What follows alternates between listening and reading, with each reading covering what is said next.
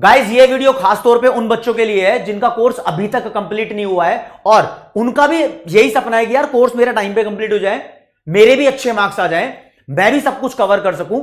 और लेकिन ये दर्द बार बार सता रहा है कि यार अब तो टाइम निकल चुका है, कोर्स कंप्लीट नहीं हुआ है, किस तरीके से मेरा कंप्लीट होगा।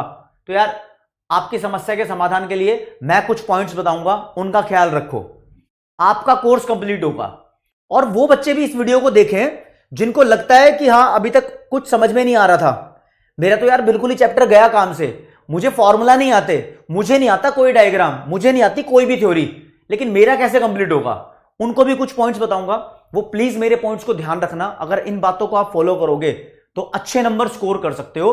तो दोस्तों मैं आपका भाई दोस्त educator of economics love Kaushik आपको कुछ एग्जाम ओरिएंटेड टिप्स देने वाला हूं, प्लीज उनका ख्याल रखना, आपका काम हो जाएगा, आप अच्छे लेवल के नंबर स्कोर कर लोगे। मैं ये नहीं कहता कि 40 नंबर का बच्चा 100 के 100 नंबर ले आएगा, हां मैं ये कहता हूं कि जो बच्चा अभी अपने आप को ये फील कर रहा था कि मैं पास नहीं हो पाऊंगा, वो डिस्टिंक्शन 70 to 80 नंबर लाने के आसपास अपनी वैल्यू समझ सकता है मेरी बातें फॉलो करके।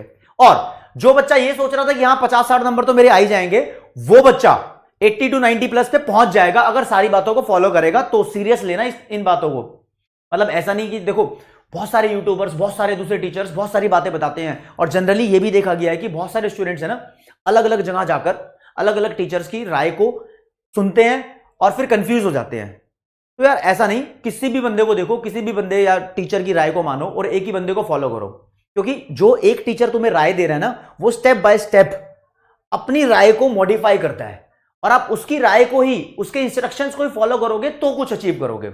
अब अलग अलग टीचर्स अलग अलग बातें बताएंगे तो यार दिक्कत हो जाएगी। ठीक है, अभी जिन बच्चों का कोर्स बहुत सारा रह गया है उनकी बात कर लेते हैं। बहुत सारा रह गया है और मैं ये मान के चल रहा हूं कि 12th क्लास में आपके पास लगभग 5 सब्जेक्ट्स हैं। ठीक है, काफी सारे स्कूल में 6 सब्जेक्ट भी होते हैं, मैं 5 की जिम्मेदारी लेता हूं, जिसमें एक लैंग्वेज का सब्जेक्ट होता है, जनरली वो इंग्लिश होता है, काफी सारे स्कूल में वो हिंदी भी होता है। इस वीडियो को ह्यूमैनिटीज वाले बच्चे भी देख सकते हैं, कॉमर्स वाले तो ऑब्वियसली देख ही रहे हैं। तो जिनका सिलेबस कंप्लीट नहीं हुआ वो पहले एक बात को ध्यान रखें कि देर नहीं हुई है, कॉन्फिडेंस मोरल डाउन मत करो। अभी भी मेरे पास ऐसे सबूत है जिन बच्चों ने दिसंबर के स्टार्टिंग में पढ़ना शुरू किया था और फिर मार्च में पेपर हुए थे तो उन्होंने फोड़ के आए, वो स्कोर करके आए 90% से ज्यादा। अब कुछ बच्चे यहां पर एक बात कहेंगे, सर सीबीएसई के एग्जाम तो इस बार 15 फरवरी से स्टार्ट हो रहे हैं। तो एक बात और सुन लो, 15 फरवरी से सीबीएसई के एग्जाम स्टार्ट होंगे, उसकी डेट शीट भी जल्दी आएगी, हम आपको बताएंगे। लेकिन मार्च के शुरू से आपके मेन एग्जाम स्टार्ट होंगे। जो स्टार्टिंग के 15 दिन होते हैं ना उसमें वो एडिशनल पेपर जैसे कि फिजिकल एजुकेशन हो गया, फ्रंट ऑफिस मैनेजमेंट हो गया, एंटरप्रेन्योरशिप, ऐसे कुछ पेपर सीबीएसई वाले रखते हैं, अदर लैंग्वेजेस वर्नाकुलर टाइप, वो वाले पेपर रखते हैं। आपके मेन स्ट्रीम पेपर जैसे कि बात करूं, इंग्लिश की बात करूं, इकोनॉमिक्स है, बिजनेस स्टडीज है, अकाउंटेंसी है, मैथमेटिक्स है, ये सब जनरली आपको मार्च में देखने को मिलेंगे। ठीक है, और अब सबसे बड़ी चीज जो तुम्हें दिमाग में रखते हुए चलती है, बच्चों एक बात ध्यान रखना, अगर तुम्हें किसी पेपर में 1 दिन या 2 दिन की छुट्टी मिली और आपको लगता है कि उस पेपर में आपको 5 दिन की छुट्टी की जरूरत थी, अकाउंटेंसी की बात ले लो, आपको लगता है ना कि 5 दिन की छुट्टी मिलेगी तो मेरा अकाउंट्स का पेपर अच्छा जाएगा, तो अनसर्टेन है कि कितनी छुट्टी मिलेगी, उसके लिए भी आपको रेडी रहना है कि आप कैसे उस चीज को कवर करोगे 2 दिन के अंदर। उससे पहले तो बात कर लेते हैं कि भाई कोर्स तुम्हारा कैसे कंप्लीट होगा। अब ये ना आपको अपना हर एक कोर्स, हर एक सिलेबस जानने की जरूरत है। सबसे पहले एक काम कीजिएगा, जो भी आपके सब्जेक्ट्स हैं उसको एक बार दोबारा से शुरुआत से सबका सब्जेक्ट देखो। इकोनॉमिक्स की बेसिकली बात करूं मैं मोटे मोटे तौर पे, आपको हिंट लग जाएगा मैं कहना क्या चाह रहा हूं। भाई सीबीएसई बोर्ड के अंदर 12th क्लास में एक मैक्रो इकोनॉमिक्स है, एक इंडियन इकोनॉमिक डेवलपमेंट है। मैक्रो इकोनॉमिक्स में 5 यूनिट है, इंडियन इकोनॉमिक डेवलपमेंट में 10 चैप्टर है जिसमें से 2 डिलीट हो गए, तो 5 मैक्रो के, 8 इंडियन इको के, 13 हो गए। 13 चीजों को 26 दिनों में क्लियर किया जा सकता है अगर बच्चा डेडिकेशन से पढ़े तो। अब वो कैसे क्लियर होगा? अच्छा, कुछ बच्चे अब इस वीडियो को देखते हुए सोच रहे होंगे सर हमारा सीबीएसई बोर्ड नहीं है तो हमारे पास इकोनॉमिक्स की ये वाली बुक्स नहीं है। तो उनको पहले बीच में बता दूं, भाई जिनका सीबीएसई बोर्ड नहीं है उनकी 12th क्लास के अंदर माइक्रो इकोनॉमिक्स है और मैक्रो इकोनॉमिक्स है। हाँ, हालांकि यूनिट्स और चैप्टर डिफरेंट हो गए टोटल मिला के, लेकिन आइडिया तुम्हें यहां से लग जाएगा। अब मानो 8 इंडियन इकोनॉमिक डेवलपमेंट है, 5 मैक्रो इकोनॉमिक्स है, 13 हो गए। अभी तुम्हें क्या करना है, 13 इंडियन इकोनॉमिक के हो गए, 12 चैप्टर बिजनेस स्टडीज के हो गए, 25 हो गए टोटल मिला के। अकाउंट्स के भी मिला लो, इंग्लिश के भी मिला लो, सभी सब्जेक्ट्स के टोटल मिला के चैप्टर आप ऐड कर लो। ठीक है, अगर आप ऐड कर पाओगे तो लगभग लगभग मान लेता हूं मैं एक एवरेज नंबर पे कि 70 चैप्टर तुम्हारे पास बन रहे हैं, और जब तुम ये वीडियो देख रहे हो वहां से आप ये लगा के चलो कि तुम्हारे पास 70 दिन बचे हुए हैं, 70 दिन बचे हुए हैं। अभी तुम एक दिन में एक चैप्टर कंप्लीट करो, एक दिन में एक चैप्टर कंप्लीट करना ही होगा आपको किसी भी हालात पे, कम से कम एक चैप्टर। और जब तुम ये बात सुन रहे हो तो तुम्हें लगेगा अजीब सा, सर एक दिन में एक चैप्टर कंप्लीट, बिजनेस स्टडीज का चैप्टर, कंज्यूमर प्रोडक्शन का तो मैं 2 घंटे में कंप्लीट कर सकता हूं। अगर तुमने वो कंप्लीट कर लिया है तो तुम एक चैप्टर और कंप्लीट कर सकते हो। जो तुम्हारे छोटे छोटे चैप्टर्स है ना, जैसे बात करूं बिजनेस स्टडीज में ही बात कर लेता हूं, 3rd चैप्टर है बिजनेस एनवायरनमेंट और 2nd बुक का लास्ट चैप्टर है कंज्यूमर प्रोडक्शन। इन दोनों को तुम एक साथ कंप्लीट कर सकते हो, ठीक है। तो 2-2 चैप्टर के कॉम्बिनेशन भी तुम बना सकते हो और एक साथ कंप्लीट कर सकते हो। जैसे कि मैक्रो इकोनॉमिक्स में आप बीओपी और फॉरेन एक्सचेंज को एक साथ कंप्लीट कर सकते हो। जिसके पास अच्छा टाइम है, मतलब जो अपने टाइम को सही से यूटिलाइज कर सकता है, वो गवर्नमेंट बजट और मनी बैंकिंग को एक साथ कंप्लीट कर सकता है, ठीक है। 2-2 चैप्टर के कॉम्बिनेशन बना लो, फिर तुम्हारे पास बहुत सारे स्पेयर डेज बच जाएंगे। 12 चैप्टर बिजनेस स्टडीज के आप अभी कॉन्सेप्ट क्लैरिटी पे ध्यान देंगे, ठीक है। 70 डेज में तुम्हारे पास 70 चैप्टर की कॉन्सेप्ट क्लैरिटी हो सकती है। और कॉन्फिडेंस नहीं आएगा आपको, कम से कम 20 दिन बाद कॉन्फिडेंस आएगा, जब तुम 20 चैप्टर अपने दिमाग में स्टॉक करके रख चुके होंगे। तब तुम बहुत सारे सैंपल पेपर देख रहे होंगे और तुम्हारा सब कुछ क्लियर भी होता नजर आ रहा होगा। अब इस बीच में बच्चे कहेंगे सर इस बीच में मेरे प्री बोर्ड भी हैं, तो मैंने क्या करना होगा? जब तुम्हारे प्री बोर्ड होंगे ना, तब उतना ही ध्यान देना जितना तुम कोर्स कंप्लीट कर चुके होंगे। परफेक्शन पे उतना ही ध्यान देना, बाकी देखो पूरे साल तुमने पढ़ाई की है, इक्का दुक्का इधर उधर की चीजें, कुछ क्वेश्चन या कॉन्सेप्ट हर एक बच्चे को ध्यान रहे होंगे। ऐसा कोई बच्चा इस टाइम नहीं है जो मेरी वीडियो देख रहा है और 0 नंबर का हकदार है। वो 0 नंबर के हकदार नहीं हो। 10, 15, 20, चाहे 50 या 60, जिसको जितने का आता है वो उस तक तो ठीक है, लेकिन जो उसकी वीकनेस है, जो उसके चैप्टर नहीं हुए हैं, उसकी लिस्ट बनाओ। अब यहां पर जिस बच्चे के हिस्से में 70 चैप्टर आ रहे होंगे, सारे सब्जेक्ट के जोड़ दिए, और जिस बच्चे के हिस्से में 20 चैप्टर भी आ रहे होंगे, कुछ बच्चे ऐसे होंगे आधे चैप्टर करके बैठे हैं, तो वो भी देख लो। तो टोटल नंबर ऑफ चैप्टर बनाने हैं, ऐसा नहीं कि कोई भी सब्जेक्ट हो। और जब तुम एक सब्जेक्ट का एक चैप्टर पढ़ने के लिए बैठ जाओ ना, तो उसको चाहे तुमसे लगातार 5 घंटे 6 घंटे नहीं पढ़ा जा रहा, उसको 2-3 शिफ्ट में पढ़ लो, 2-2 घंटे पढ़ लो या 1.5 घंटे पढ़ लो या 1-1 घंटे पढ़ लो, उसको पढ़ो जरूर। जब तक वो चैप्टर कंप्लीट नहीं हो जाता, दूसरे सब्जेक्ट के हाथ मत लगाओ। और करीब 20 दिन बाद ही बोलूंगा आपको मैं, आपके स्टॉक में अच्छे खासे चैप्टर्स हो जाएंगे। और फिर आप सैंपल पेपर्स भी देख सकते हो। और हां, ये जब 5 दिन तुम्हें इसको फॉलो करते करते हो जाए ना, तो डेली 5 दिन के बाद डेली 1 से 1.5 घंटा आप रिवीजन के लिए जरूर निकालना, क्योंकि यहां पर रिवीजन अपना एक खेल खेलती है।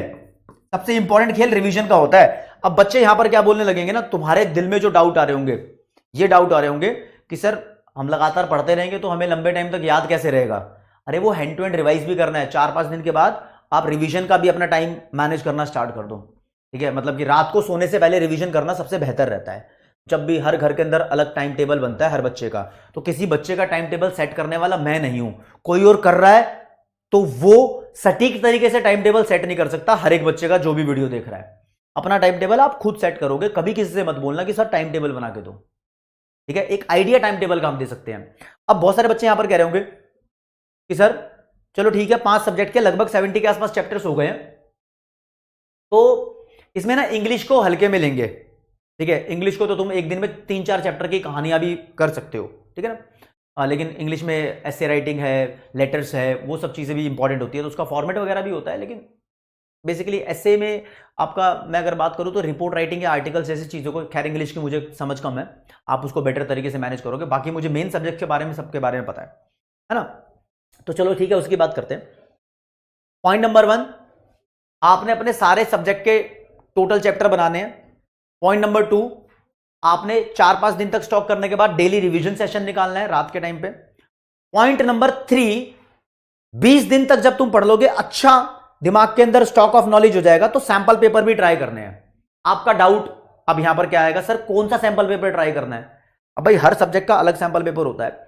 अगर आपने बिजनेस स्टडीज की कोई रेफरेंस बुक ली है, जैसे कि पूनम गांधी और सुभाष डे बहुत फेमस है, आर.के. सिंगला भी लेते हैं कुछ लोगों ने अलग अलग पब्लिकेशन के लिए होगी, उनके पीछे सैंपल पेपर दिए होते हैं, पहले उनसे होकर गुजरो आगे, ठीक है। सीबीएसई ने अपना सैंपल पेपर लॉन्च किया हुआ, सीबीएसई की वेबसाइट पे अवेलेबल है, वो भी करना है। ऐसे हर एक सब्जेक्ट का सैंपल पेपर सीबीएसई ने निकाला हुआ है, आपको वो जरूर करके जाना है। इकोनॉमिक्स में आप ने जो भी बुक ली हुई है संदीप गर्ग टीआर जैन, उसके पीछे जो भी सैंपल पेपर दिया हुआ है उसको करने का ट्राई करना है।